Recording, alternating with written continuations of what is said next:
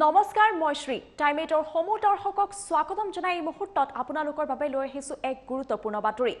কালি গুৱাহাটী খানাপাৰাত অনুষ্ঠিত হয় এখন সীমা বিবাদক লৈ গুৰুত্বপূৰ্ণ বৈঠক। যি বৈঠকখনত উপস্থিত থাকে অসমৰ মুখ্যমন্ত্ৰী আৰু লগতে মেঘালয়ৰ মুখ্যমন্ত্ৰী। ঠিক সেইদৰে অসম মেঘালয়ৰ সীমা বিবাদক লৈ আন এখন সমান্তৰালভাৱে বৈঠক অনুষ্ঠিত হয়। সেই বৈঠকখন অনুষ্ঠিত হয় পশ্চিম কাৰ্বি আংলঙত আৰু যি বৈঠকত উপস্থিত থাকে বহু উচ্চপদস্থ বিষয়া। কোন কোন উপস্থিত থাকে সেই বৈঠকত জনাইছো এই মুহূৰ্তত টাইম 8ৰ সমূহ দৰ্শকক। অসম মেঘালয়ৰ উপায়ুক্ত তথা আৰক্ষী অধীক্ষক পৰ্যায়ৰ গুৰুত্বপূৰ্ণ বৈঠক পশ্চিম কাৰ্বি আংলঙৰ হামৰেনত অনুষ্ঠিত হয় এখন বৈঠক। গুৱাহাটীত দুই ৰাজ্যৰ মুখ্যমন্ত্ৰীৰ বৈঠকৰ সময়তে সমান্তৰালভাৱে অনুষ্ঠিত হয় এই বৈঠকখন। উপস্থিত থাকে মেঘালয়ৰ পশ্চিম জয়ন্তীয়া পাহাৰ জিলাৰ শীৰ্ষ বিষয়ববীয়া।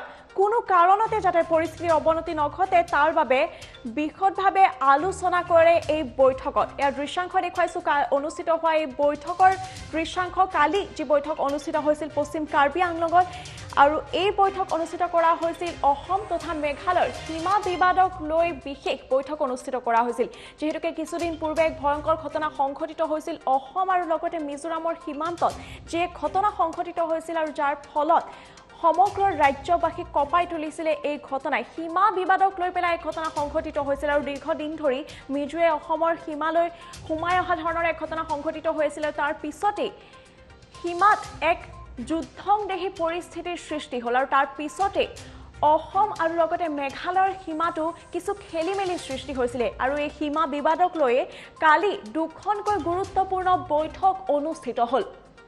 প্ৰথমখন বৈঠক অনুষ্ঠিত হয় গুৱাহাটী খানাপাৰাত ষ্টাফ কলেজত অনুষ্ঠিত হয়, যিখন বৈঠকত উপস্থিত থাকে অসমৰ মুখ্যমন্ত্ৰী ডক্টৰ হিমন্ত বিশ্ব শৰ্মাদেৱ আৰু লগতে মেঘালয়ৰ মুখ্যমন্ত্ৰী কনৰাড চাংমাদেৱো উপস্থিত থাকে এই বৈঠকখনত। আৰু তাৰ লগতে সমান্তৰালভাৱে হামৰেনতো বৈঠকৰ আয়োজন কৰা হয় আৰু যি বৈঠকত উপস্থিত থাকে মেঘালয়ৰ পশ্চিম জয়ন্তীয়া পাহাৰ জিলাৰ শীৰ্ষ বিষয়ববীয়া। অসম মেঘালয়ৰ উপায়ুক্ত তথা আৰক্ষী উপস্থিত থাকে আৰু অধীক্ষক পৰ্যায়ৰ এক গুৰুত্বপূৰ্ণ বৈঠক অনুষ্ঠিত হয়।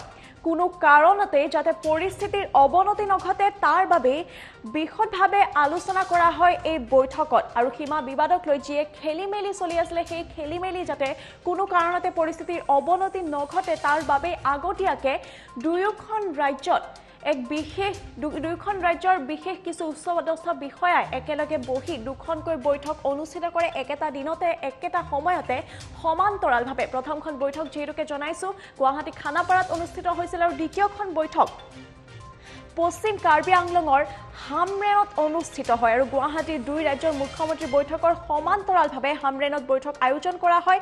আৰু সেই গুৰুত্বপূৰ্ণ বৈঠকখনত উপস্থিত থাকে জনাইছো ইতিমধ্যে টাইমেটৰ সমূহ দৰ্শকক মেঘালয়ৰ পশ্চিম জয়ন্তীয়া পাহাৰ জিলাৰ শীৰ্ষ বিষয়ববীয়া, লগতে অসম মেঘালয়ৰ উপায়ুক্ত তথা আৰক্ষী আৰু অধীক্ষক পৰ্যায়ৰ এক গুৰুত্বপূৰ্ণ বৈঠক অনুষ্ঠিত হয়। পশ্চিম কাৰ্বি আংলঙৰ হামৰেনত অনুষ্ঠিত হয় এই বৈঠক আৰু আগতীয়াকৈ এনেধৰণৰ গুৰুত্বপূৰ্ণ বৈঠক অনুষ্ঠিত কৰা হৈছে যাতে অসম আৰু মেঘালয়ৰ যি সীমান্ত সেই সীমান্তৰ পৰিস্থিতি অৱনতি নঘটে। যি সমস্যাৰ সন্মুখীন হ'বলগীয়া হৈছে বা যি খেলিমেলিৰ সৃষ্টি হৈছে সেয়া যাতে এতিয়াতে খাম কাটি যায় তাৰ বাবে এনেধৰণে দুখনকৈ গুৰুত্বপূৰ্ণ বৈঠক অনুষ্ঠিত কৰা হ'ল।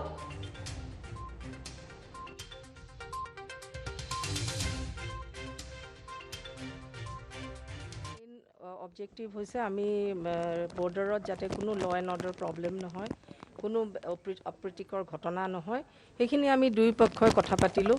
কথা পাতি আমি এনচিয়ৰ কৰিলোঁ যাতে কোনো যেনেকৈ এতিয়া ষ্টেটাছ আছে কনষ্ট্ৰাকশ্যন ক'তো একো নহয়, আমি ষ্টেটাছ কো মেইনটেইন কৰিম। সেই হিচাপে দুই পক্ষই আমি কথা পাতিলোঁ। আজি দুটা ষ্টেট বৰ্ডাৰৰ মাজত যাতে কোনো অপ্ৰীতিকৰ ঘটনা হ'ব নোৱাৰে সেইটো কাৰণে বেছিকেলি ল এণ্ড অৰ্ডাৰ লৈ পেলাই আমি ডিছকাশ্যন কৰিছোঁ। তাত যাতে কোনো ক্ৰিমিনেল মাইণ্ডেড মিলাগে বা আপোনালোকে দেখিছে তাত বৰ্ডাৰিং এৰিয়াত মানুহবিলাকে ইমান পিচফুলি তেওঁলোকে জীয়াই আছে, তাত যাতে বেলেগে এডভান্টেজ লৈ পেলাই যে তহঁতক খেদিব আহিছে কিবা কৰিছে আহিছে বা সেইটো বোলে মেঘালয় যাব, সেইটো কাৰ্বি আংলং আহিব, তেনেকৈ কৈ পেলাই কিছুমান মানে প্ৰব্লেম ক্ৰিয়েট কৰিব পাৰে। সেইবিলাক যাতে কৰিব নোৱাৰে সেইটো আমি আইডেণ্টিফাইড কৰি পেলাই সেইবিলাক ওপৰত আমি মানে লফুলি আমি একশ্যন ল'ম বুলি আমি হেৰি কৰিছোঁ।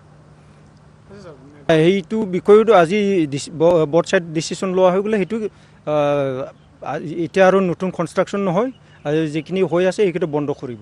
Particular routine, DC SP Joint Coordination Committee between the West Anti-Hilsic and West Carbon Long Districts.